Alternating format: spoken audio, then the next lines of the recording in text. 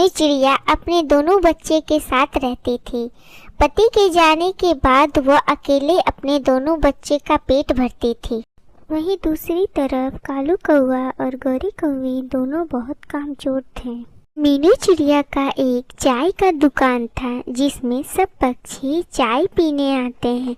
तभी तोता बोलता है, वाह मीनू बहन, तुम्हारी चाय तो बहुत अच्छी है।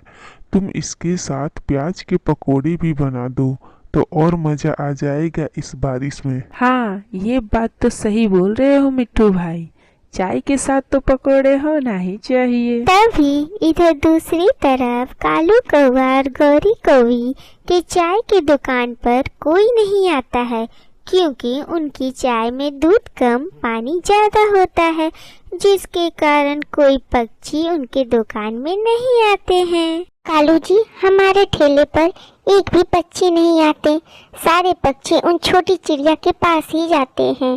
कालू जी, कुछ तो करिए। हाँ गौरी, तुमने तो सही बोला है, पर हम क्या कर सकते हैं गौरी? कालू जी, हमें मीनू चिड़िया की दुकान में आग लगा देनी चाहिए, तब आएगा मजा, जब छोटी चिड़िया रोएगी और हम हंसेंगे। हाँ ठीक है गौरी, पर ये काम हम नहीं, मेरा दोस्त उल्लू करेगा, क्योंकि मैंने भी उसकी एक बार मदद जो किया था। और शाम भी हो गई थी और साथ में बारिश भी थम गया था। तभी कालू कौवा पहाड़ों पर जाता है और अपने उल्लू दोस्त को बुलाता है। उल्लू मेरे दोस्त, मुझे तुमसे एक मदद चाहिए।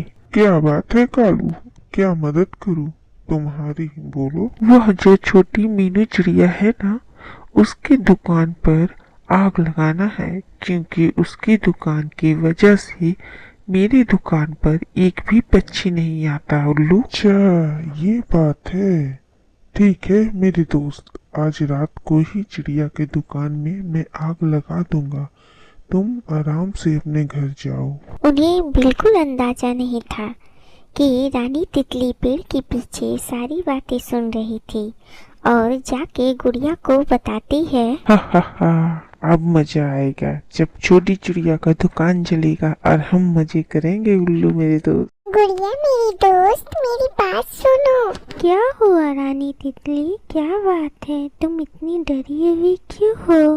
गुड़िया, वे कालू कौवा और उल्लू तुम्हारी माँ की दुकान में आग लगाने जा रहे हैं। मैंने कालू कौवा का क्या बिगाड़ा है जो मेरी दुकान पे आग लगा रहे हैं?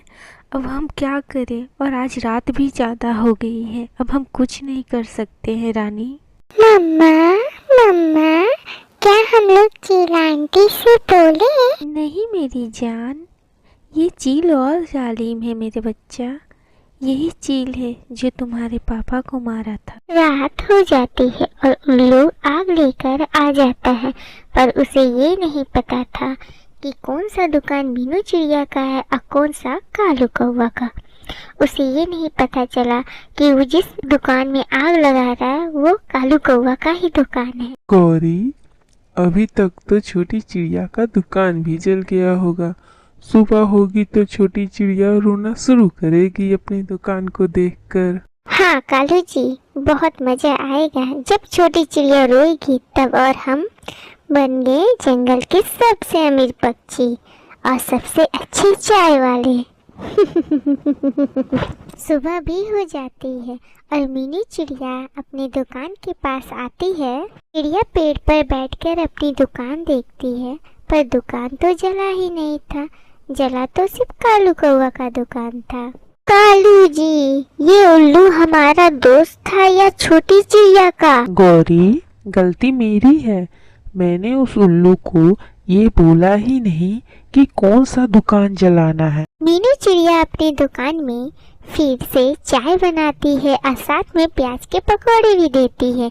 तभी रानी तितली की माँ आती है और बोलती है, तुम कहाँ थी रानी, मैं रात भर तुम्हें ढूंढ रही थी, मैं डर गई थी बेटा। नहीं माँ, मैं अपने दोस्त की मदद करने आई थी। हाँ रेखा जी, आपकी बेटी हमारे घर में थी, क्योंकि कालू कौवा मेरी दुकान में आग लगाना चाह रहा था, ये बात रानी तितली ने सुनी और गुड़िया को आके बताया। सब मिलकर चाय और पकौड़े खाते हैं और उधर कौवा और कौवी अमीर होने के सपने देख रहे थे।